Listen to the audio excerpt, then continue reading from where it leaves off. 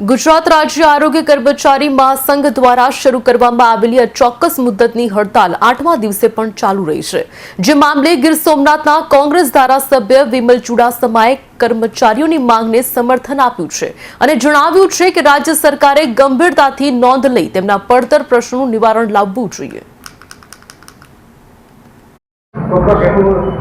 मुद्दत पर हड़ताल पर उतरेला है ત્યારે એમની એના પત્ર પ્રશ્નો 5 વર્ષથી એમના જે માંગણીઓ છે એ માંગણી સરકાર દ્વારા સ્વીકારવામાં નથી આવી અને એ પણ માંગણીઓ જે વચન આપ્યા છે પૂરી કરવામાં નથી આવી ત્યારે એમને 20 તારીખના રોજ મુખ્યમંત્રીશ્રીને મળવા માટેનો આરોગ્ય કર્મચારીના પ્રમુખ અને